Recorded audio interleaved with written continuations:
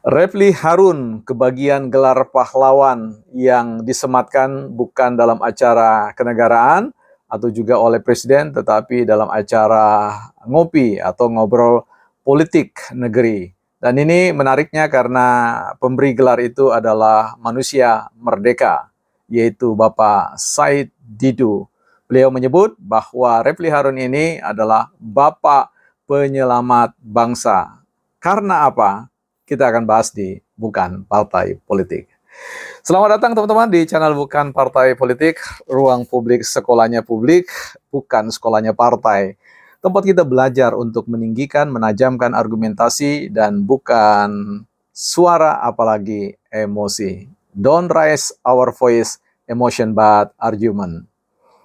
Teman-teman, sebelum kita mengulas tentang gelar pahlawan yang disematkan oleh manusia merdeka, kita mau tinjau sebuah buku terlebih dahulu, ya, Zero to One, ya gitu. Karena ada istilah gelar from zero to hero, ya gitu ya, dari nol ke pahlawan. Tapi ini from zero to one. Memang buku ini sebenarnya bicara tentang membangun, bagaimana membangun startup untuk membangun masa depan, ya. Tapi bolehlah kita kutip yang ditulis oleh Peter Thiel ya bersama Blake Masters. Nah, yang menarik di situ adalah salah satu kutipan ya. Tapi sebelumnya teman-teman, sebelum saya baca kutipan ini dan kita bahas, saya masih ingatkan teman-teman yang punya impian untuk memiliki aset di sekitar IKN, teman-teman bisa cek di website kami, website bukanpartaipolitik.com. Di sana ada informasi tentang kaplingan yang bisa Anda akses dengan, saya kira, dengan harga yang terjangkau. Cukup dengan 1 juta Anda bisa membangun impian Anda. Baik teman-teman, kita lihat satu kutipan ya, atau satu pemikiran tesis yang ditulis oleh Peter. Di sini dikatakan pemikiran cemerlang atau pemikiran cemerlang itu langka. Ya, pemikiran cemerlang itu langka. Tetapi orang yang berani jauh lebih langka daripada orang yang jenius. Ya, jadi ini menarik. Saya ketika mau belajar membaca ini langsung teringat dengan kelompok ya, grup atau komunitas yang menamakan diri mereka sebagai ya mungkin penyelamat bangsa ini ya. Karena ada pemberian gelar yang luar biasa. Nah, kalau saya lihat pemikiran cemerlang itu langka, tetapi orang yang berani jauh lebih langka. Saya setuju dengan ini, dengan mengatakan orang seperti Refli Harun, Said Didu, ya, kemudian Roy Suryo, dan ya orang-orang seperti Faisal Assegaf. Ya, saya tidak tahu ini rimbanya di mana beliau ini karena jarang muncul lagi ya. Mereka ini memang orang-orang yang langka ya, super langka karena langkahnya berani, tetapi kemudian selalu kita berpikir bahwa pikiran-pikiran yang disampaikan itu kayaknya ya langka juga gitu lah. Agak sulit kita temukan dalam pikiran-pikiran yang rasional ya. Jadi memang beyond ya, melampaui yang rasional ya, seperti itu. Nah, justru mereka ini adalah orang-orang yang super ya, jauh lebih langka. Jadi sulit ditemukan. Jadi kita berharap bahwa memang kelompok-kelompok seperti ini memang kita butuhkan sebagai antitesis yang radikal, yang ekstrim ya. Termasuk juga Rocky Gerung ya, seperti itu. Memang filsuf langka ya, ini filsuf langka. Baik, kita akan lihat bagaimana pemberian gelar, apa pasal sebenarnya pemberian gelar from zero to one, bukan from zero to hero. Nah, Pak Said Didu ya, tentu ini adalah menggelari dirinya sebagai manusia yang merdeka ya. Ini luar biasa ya, dengan kemerdekaan beliau kemudian mampu berorasi untuk melawan ya, katakanlah kezaliman, kejahatan di bumi Indonesia ini menurut pikiran beliau ya, seperti itu ya. Disinilah kelangkaannya beliau.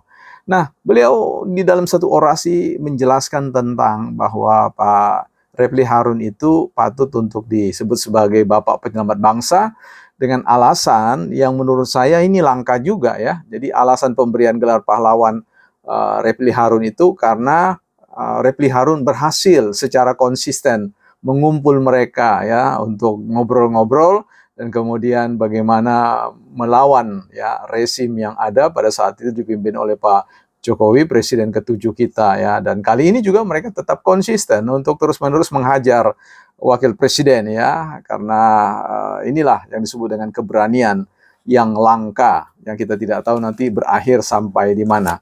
Tapi kalau bicara tentang mindset ya, di balik pemikiran Said Didu terkait dengan penyelamat bangsa, sehingga para pengikut dari Pak Said Didu itu mengatakan bukan hanya Refli Harun itu, tetapi menggelari Pak Said Didu sebagai patriot bangsa sejati. Wah, ini luar biasa. Ini langka ya, pemberian-pemberian gelar seperti ini menurut saya luar biasa ya, gelar-gelar seperti ini. Apalagi kita juga mendapatkan gelar terkait dengan seorang ahli ya, ahli bukan orang sudah membantah tentang ahli IT, tetapi ahli pupu papa ya. Jadi ini juga Roy Suryo digelari sebagai bapak pupu papa ya, seperti itu, penyelamat bangsa mungkin begitu.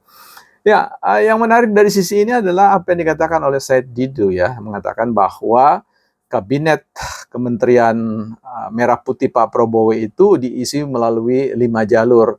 Ada yang disebut dengan jalur politik, ya, politisi, kemudian jalur profesional, kemudian ada jalur oligarki, ada jalur dinasti, dan ada jalur memaki, ya begitu. Ini lima jalur pengisian dari kabinet Merah Putih yang kemudian oleh Said Didu itu dibagi dengan 2 jalur besar arus utama, di mana jalur politik dan profesional itu dikomandani atau dipimpin oleh Prabowo, dan jalur oligarki dan kemudian jalur dinasti serta jalur maki itu dipimpin oleh Pak Jokowi ya. Seperti itu kesan yang saya tangkap.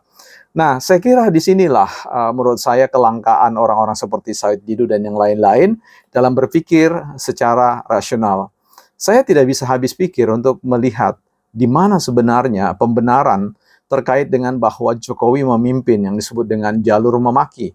Bahwa menteri-menteri yang ada itu adalah menteri-menteri yang diterima oleh kabinet Merah Putih oleh karena prestasi mereka dengan pendekatan-pendekatan makian.